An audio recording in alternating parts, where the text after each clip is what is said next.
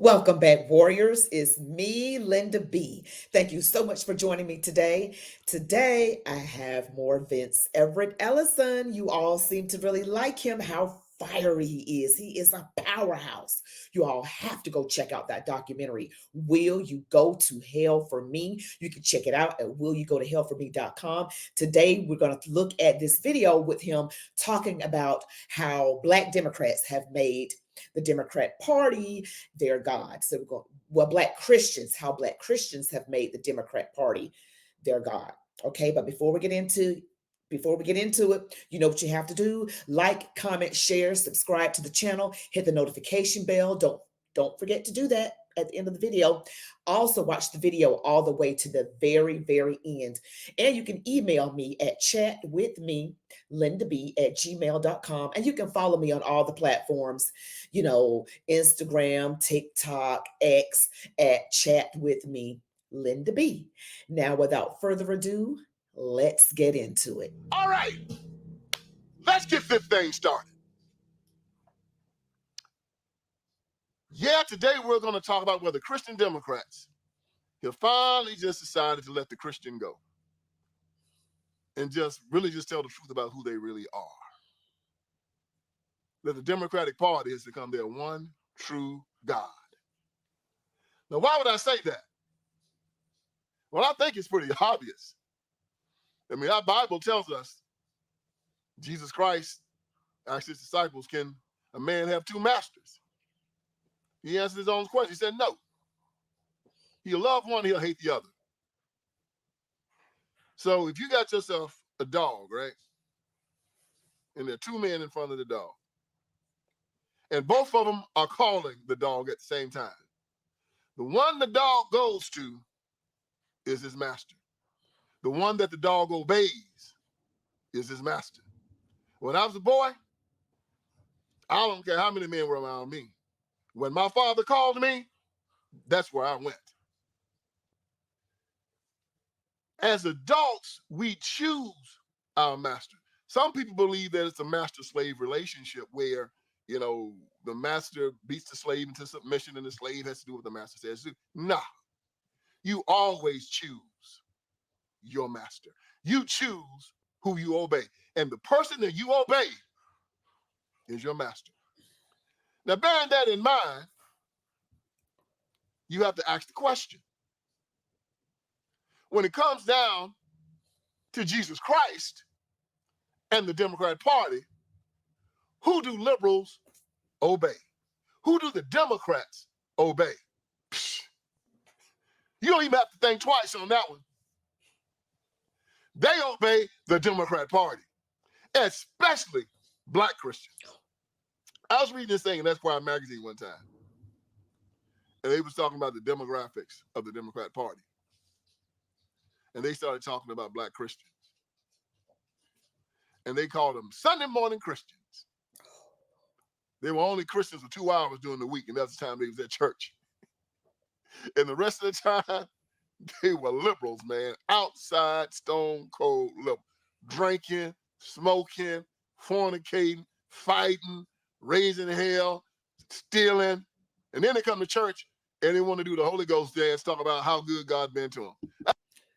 Now, he might be preaching a hard word right now, and I don't think this just goes for Black Christians. I'm going to not completely agree with him here. It's just people today. It's a sign of the end of the times when all people have fallen away, when the love of many will grow cold. That's scripture.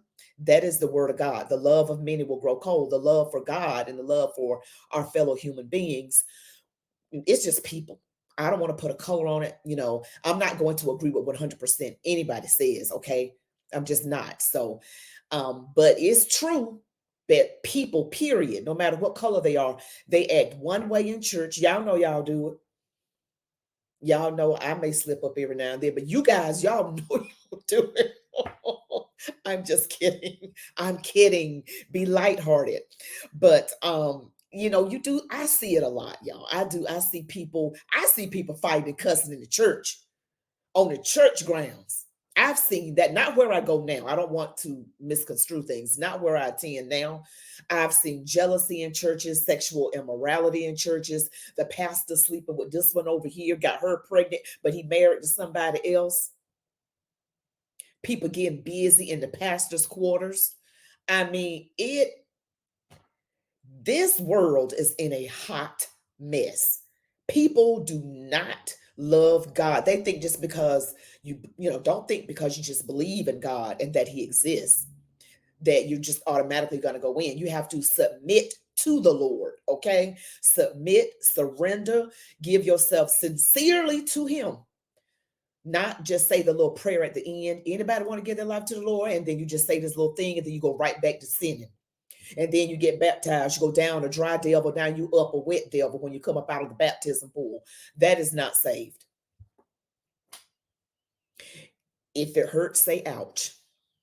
Okay, now he's being hard right here, and it's true. I've seen it, getting drunk, everything that people who don't even go to church do. The only difference is they put on some nice clothes and go to church. That's the only difference, and that is not good enough. I mean, the Christians that say Jesus on the main line, tell him what you want. I can have all things through Christ who strengthens me. No weapon formed against me shall prosper. And then on Monday, they're out there fighting and sweating, begging for the crumbs that fall from the government table. We got to have health care. We got to have food stamps. We got to have housing. We got to have a school. We got to have a better education in school. You got to get the guns off the street because we need the police to stop beating the hell out of us. They're not turning to God then, are they? They're turning to that other God. And that other God is government. Now, here's the cool thing about white liberals. White liberals will tell you that. You bring a God to a white liberal, they'll be, God? You must be crazy. Oh, they make fun of Jesus Christ, call him a zombie. Y'all believe in the zombie. Why don't you believe in y'all believe in the walking dead, huh? I mean, they'll tell you they believe that the resurrection is foolishness. They'll tell you they don't believe in it. They believe that when you're dead, you're dead. Have a good time here on earth because tomorrow we die. These jokers don't care about nobody. And this is who the black church sided with. They're communists, y'all. Is that true to you all? Please give me your comments on that. Because I will say, as I was sitting here looking at it, I hate to put a color on things though. He's saying that black people act holy in church and cut the food the rest of the week, and that white people, y'all just straight up all the way. You gonna do what you want to do. You don't even pretend. I don't know. I'm mostly around black people most of the time. Well, no, I take that back where I worship. But then everybody there is born again, it seemed like. I don't know. I'm just trying to get this whole thing. Is it true what he's saying? Do you feel it's true that black Christians do more hypocritical things and white Christians, well, they'll admit they're not Christian at all. They don't even bother going to church. White people be like, look, I don't believe in Jesus. Stop. You die, just go take a dirt nap. I mean, do you all feel that way? I don't know about that, but I have seen instances of that. But just because it's something I've seen doesn't mean I don't see everything. I don't know if that's how it is all the time. You know what I mean? So leave me your comments on that. They're atheists. They tell you. I was very surprised to find out when I discovered that most of the Jewish community supports the Democratic Party. And when I looked into it, it was because the Jewish community that supports the Democratic Party are mostly secular Jews. They don't believe in the Bible. They don't believe in the Torah. So it matches. If you don't believe in God, you support the Democrat Party. So you ask a big question. Well, how does the black church connect into this? Why is the black church siding with all of these liberal atheists? Could it be that most of the black pastors are also hypocrites, liars, apostates, and closet atheists and closet non-Christians themselves?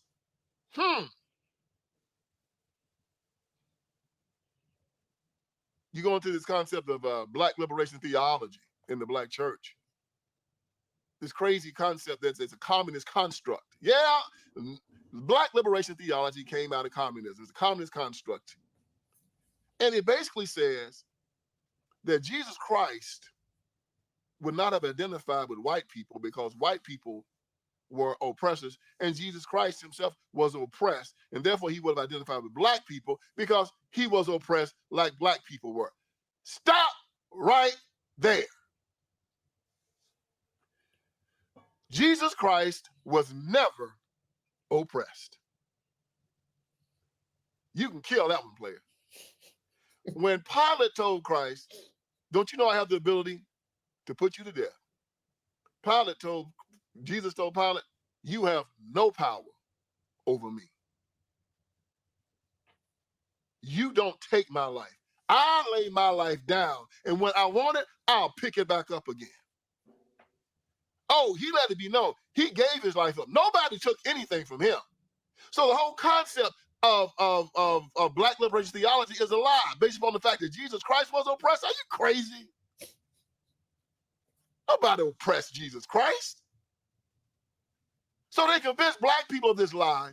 So black people start walking around with their heads bowed, back bent, talking, ooh, I'm oppressed. I'm oppressed. I can't do nothing. I can't do nothing. And Jesus was oppressed just like me. It started with a lie. It ends with a lie. If you're oppressed, it's because you've allowed it. And if you're a Christian, you cannot be oppressed. So as you see these black pastors walking around here telling you you're oppressed, it is anti-Christian. It is an affront to God. But the Democratic Party tells them to tell you that, and therefore the Democratic Party has become your God. Now, how did we get here? There's been a lot of interesting things going on since I wrote the Iron Triangle. I opened up a train of thought that has really taken off. Again, Iron Triangle was rated number 61 of the greatest political books ever written. One of the things I did in Iron Triangle was I went backward, and I had to find out where did we take the wrong turn? Because we were doing so well as a black community between 1940 and 1960. And then all of a sudden we hit a flat line. And after the 1960s, we never had any more progress. Matter of fact, we started going backward. And I had to ask myself the question, where did we go wrong?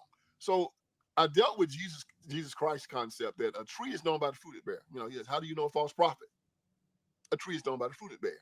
You will not get good fruit from a bad tree or bad fruit from a good tree. Each tree and each fruit will be after its own kind. So I looked at the black community and I saw that the fruit was rotten. So based on what Jesus Christ said, the tree that the fruit came from had to also be rotten. That tree was most black churches, most black politicians, and most civil rights groups. But most of all, it was the black churches, because everything stems from religion. Everything stems from our religion. So I went back to the black church. And I looked at the civil rights movement. And I looked at the leader of it. And it was Martin Luther King Jr. I didn't deal too much in King's theology. I just dealt a lot on his social issues because, I mean, he's a pastor. Getting involved in all this social stuff, he was just out of his element. And he was taken to the cleaners. He didn't know what he was doing.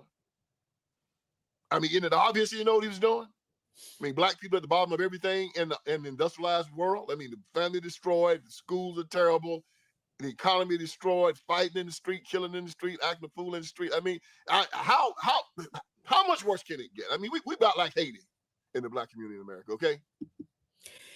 I do see what he's talking about here, because before the civil rights movement, black people, we were doing well. We had cut the poverty rate from about 80 to 45%, if I'm not mistaken, or around 40%, about in half. That's from 1940 to 1960.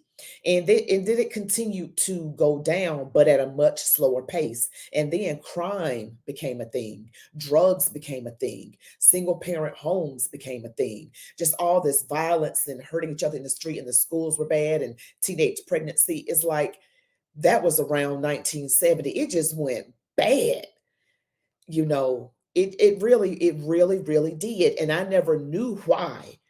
I just knew that things took a bad turn around that time. And I never knew to equate it back to the civil rights movement until Mr. Ellison here, that I came across him.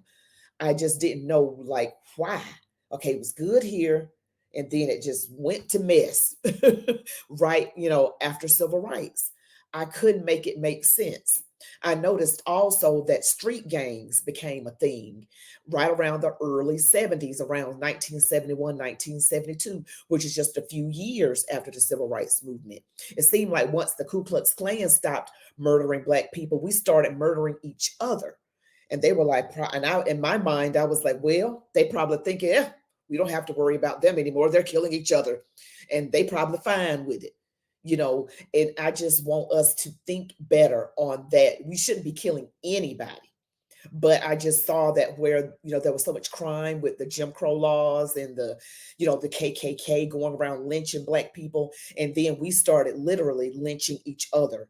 And that is so heartbreaking to see us do to each other what was done to us. And not only that, we use the N word. Me personally, I do not use the N word. I don't use it. That's not something that I use. I just say the word. I just say N word, and people know what I'm talking about. Okay. And now Black people on the street, they say that to each other, but then get mad when a person of another ethnicity says it to them. But they're using it. I don't use it, like I said, but nor do people. A lot of people around me don't really use it. So I don't know. I just feel like we take on the exact characteristics of the oppressors, so to speak, the Stockholm syndrome thing. But I don't subscribe to holding anybody's ancestors. Like if your ancestors own some slaves or whatever, but I don't even think about that. I'm just looking at the person in front of me today, no matter what your outside looks like. I'm not even looking at what you look like. I don't. I really don't. Go to Haiti, go to Chicago. Go to Haiti, go to New York. Go to Haiti, go to New Orleans. Go to Haiti, go to St. Louis, okay? It looks the same. No difference whatsoever. So, but King is celebrated. All right. So we asked the question, how did all this start happening? Okay.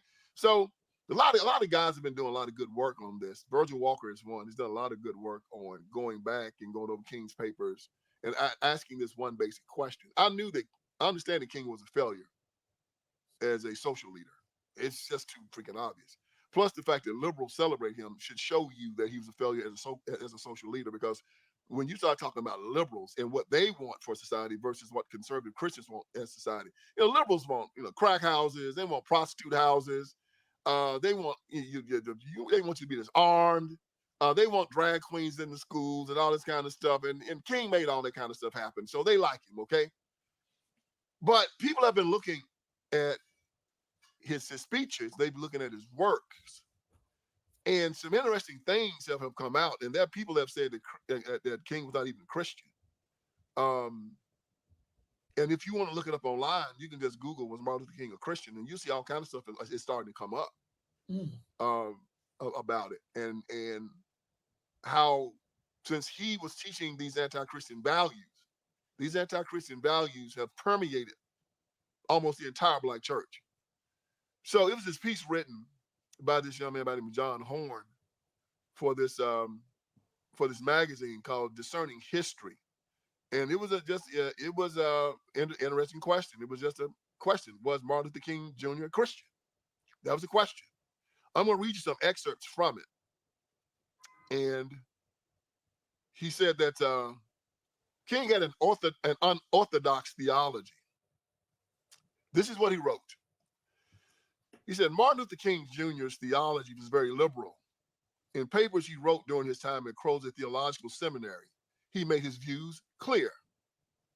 He said that the evidence for the virgin birth, quote, is too shallow to convince any objective thinker. So he didn't believe in the virgin birth. He stripped the doctrines of divine sonship of Christ, the virgin birth, and bodily resurrection of all literal meaning. So he didn't believe in the resurrection, didn't believe in the divine sonship of Christ, or the virgin birth. This is what he said. We could argue with all degrees of logic that these doctrines are historically and philosophically untainable. Okay, I'm literally about to lose it right now. So, supposedly, I'm still not convinced that this is true. What I'm hearing right now, that Martin Luther King Jr. did not believe in the virgin birth, did not believe in the sonship, don't believe. Those are tenets of the Christian faith. And he is supposed to have been a Christian pastor. I know back in 1962 that the Southern Baptist Church excommunicated him, whatever you said, broke away from King, kicked him out, whatever you want to call it. And he started the Progressive Baptist Church, which is what what's his name? Warnock. He's a senator for Georgia. He belongs to that church. And Warnock is for abortion. And Margaret Sanger gave a Margaret Sanger Award to Martin Luther King Jr. I mean, he received an award, Martin Luther King Jr. did, from this atheist, evil organization. So things about King that are coming out, it is so the opposite of how I've always pictured him. Later, I found out that he was unfaithful to his wife, and I don't want to hold things against him, so I focus on the good that he did do. But then, when you look at the fruit that the civil rights movement bore, a tree is known by the fruit that it bears. Then you're like, wait a minute, things did go bad after the civil rights movement for Black people. And I personally believe it had to do with a culmination, and I'll let him finish talking, a culmination of the Democrat Party, who reluctantly had to sign the Civil Rights Bill because it was pushed through by Republicans.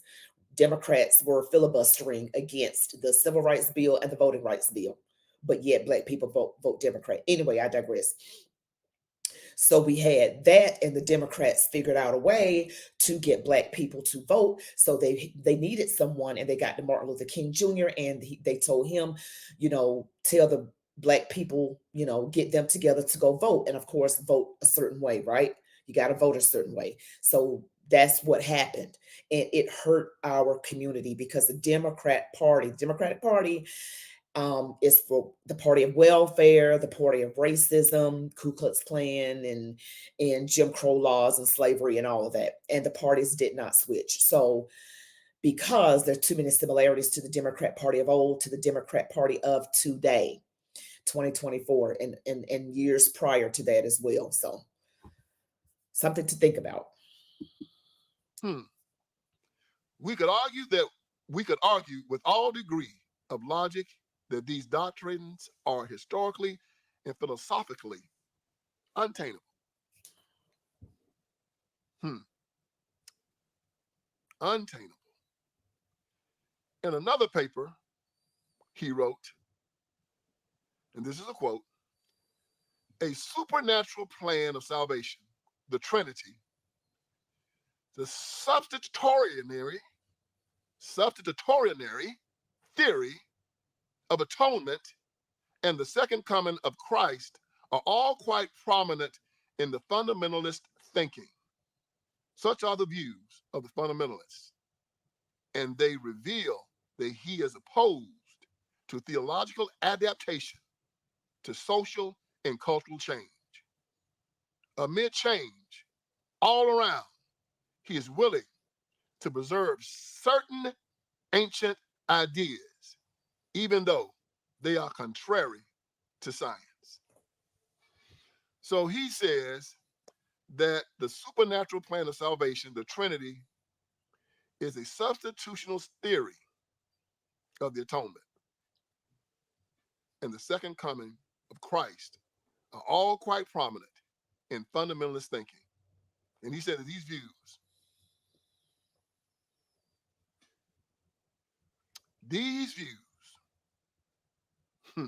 of the fundamentalists, and they reveal that he is opposed to theological adaptation to social and cultural change. Amid change all around, he is willing to preserve certain ancient ideas, even though they are contrary to science. He said these are ancient ideas that are contrary to science. And that is who we follow, and that is who we hold up, and that's who we venerate. Black people have this picture up in their houses beside Jesus Christ. And we are finding that we are following false prophets. And we have found that we have a party. Well, not we. You have a party that has turned his back on God, and you have decided to make it your God. If you go back to your scriptures, if you're not too far gone to understand this, understand this. Our 10 Commandments starts out with the first commandment. Maybe it is the most important commandment because it's number one. Thou shalt have no other gods before me. That seems to be pretty easy. That means simply if God said do it, do it. If God said don't do it, it means don't do it. There's no ambiguity here. But instead, when the Bible talks about killing your child in the womb, and he says you were wonderfully and beautifully made, when it says that I knew you in your mother's womb, when Mary went to Elizabeth and said, I'm pregnant, John the Baptist jumped in her womb. But the Democrats say, kill your babies. Now Joe Biden and Kamala Harris are telling you that they're running on that. And instead of you saying, my God says, no, you don't kill a child. You don't harm a child. That Jesus Christ said, anyone harms one of these little ones is better than a millstone be tied around his neck, he'd be thrown into the sea. This is what I don't get about a lot of Christians, and I'm assuming all ethnicities, but he's focusing primarily on Black Christians. Why do we do that? Why does not our allegiance to God follow us in all areas of our lives? Who we marry, how we raise our children, how we vote, how we live our lives, how we conduct our businesses. We don't want to overcharge people and be greedy and underpay our workers. We're not supposed to do those things. We're not supposed to be greedy. We are supposed to live for God in everything. How we treat children, how we treat the elderly, how we honor our parents, just how we conduct ourselves in a godly way because we represent the Lord. Everything. So how we relate to each other in our marriages. Wives should be submissive to our husbands as long as he is not a nutcase. We should be submissive to our husbands. I know the feminist thing today is no, the women don't want to be subject to their husbands. Everything the Bible teaches, the Democrat Party actually teaches the opposite of. It's true. I mean, everything when it comes to marriage is between one man and one woman. The Democrat Party says it can be two people of the same gender. When it comes to, that scripture he mentioned or referenced about if you harm a little one, it would be better if you have a millstone tied around your neck and be thrown into the deepest parts of the ocean. Well, now we're aborting babies, even up to the moment they're born. And even after, if there was a Virginia governor that I did a video on, something I mentioned in another video, and the comments said, yes, that Virginia governor did say that about, killing the child even after it's born if it has a defect, even after birth. That's the Democrat Party. This is a Democrat politician who said this. Okay, so when it comes to rearing our children, supposed to rear them up in the ways of the Lord. Well, now they've got certain kinds of books in public schools. If you all can, I know everybody can't always do this, but try your best to get your children out of public schools. Homeschool, a Christian school, private school, charter school, out of public school, because they are teaching demonic things. And the Democrat Party has a strong hold on a lot of our universities, public schools, They have a stronghold over the media. That's why you don't see the Democrats, their dirt spread out and told like if you were a Republican, So, gosh, everything that the Bible teaches the Democrat Party is against. I can't think of one thing that they do that's biblical. If you all can think of something, let me know. Even when they say they're trying to help the poor, they do it to the detriment of the person that they say they're helping because they enable them to stay dependent, not to the point they're supposed to get to the point where they're independent and can take care of themselves, not dependent on the government to give you crumbs. That's like being on the Democrat plantation. It really is on the plantation. So, wow. And all this stuff about King is just blowing my mind, you guys. It's blowing my mind. I've learned so much from Vince Ellison. Kamala Harris and Joe Biden are running on killing these children, and you said, you got my vote. Your Bible says that the fear of God is the beginning of all knowledge. You should teach a child while they're young to fear God and to obey him. Yet the public education system says God is not welcomed here. Conservatives come and say, well, we'll give you school choice so you can pull your child out of these schools and send them to a school where God is welcome. And you say, no. Who is your God? Mm-hmm. Our Bible says if a man doesn't work, a man doesn't eat. You're supposed to work for what you get. Oh, but they're out there running, screaming and hollering about reparations, reparations, reparations. And you say, you got my vote. Bible tells us that we're to forgive. We're supposed to love one another.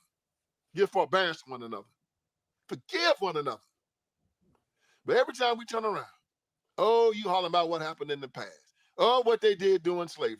And we want this and that for it. And we ain't going to stop. And we're going to burn up stuff till you give it to us. Bible tells you're supposed to change people's hearts. You're not supposed to extort people and coerce people and threaten people and put a gun to people's head to get what you want to. Oh, no, not the Democrats. We're going to march. We're going to scream. We're going to burn up stuff till you give us what we want. Now, let's look at the result. Your communities are in a mess. Nobody wants to live there. The only people that live there are the ones that you make live there. You got to put them there and tell them, hey, this is just the best you can do. And you have to live there because you can't afford to live anywhere else. Rappers always talking this trash about how they love the streets. First chance they get, when they make their first $1,000, they are out of there. They are out. Nobody wants to live where these people rule. Nobody. Why? Because they're Satan themselves, and wherever you find chaos, that's where the devil rules. People, I'm just trying to help you out. I'm trying to let you know that it's time to turn it around. The Democratic Party has claimed to be God. Why have they claimed to be God? Because you've allowed them to be God. You've told them, tell me what to do and I'll do it. What about your God? Forget him. We'll do what you say. Tell us what to do. If it contradicts our church, we'll do it. If it contradicts our family, we'll do it. If it contradicts our people, we'll do it. We will do whatever you say. If they were strangling you to death, you kiss them with your dying lips. Ooh. Vince Everett Ellison is powerful, and that imagery that he just gave, it does seem like that though. It's like no matter how much information or data or proof that you give to someone who votes blue, no matter who, you just can't get that brainwashing thing. It takes a move of God. I don't even talk about it anymore with people that are liberal. I'm just, you know what? I just give up. I will just pray for these people. God, please open their eyes. Please break off these chains, because everything that the Democrats do is intended to hurt, but they look like it's like Judas, giving Jesus this kiss of betrayal, pretend to be your friend, but stab you in the back. and that's what the Democrat Party has done to all of Americans, but particularly to Black people. They pretend to be our friend. They're always calling the other side racist. Earlier today, I believe it was, or maybe yesterday, I thought about, you all may remember this false prophet or false preacher from a long time ago. His name was Jim Jones, and it was called the People's Temple. And I remember that Jim Jones preached against racism. He said, America is racist. America is racist. We love all people here. He promoted interracial marriage. He was acting like he wasn't racist, but he was a lunatic. And a lot of people joined him who were Black.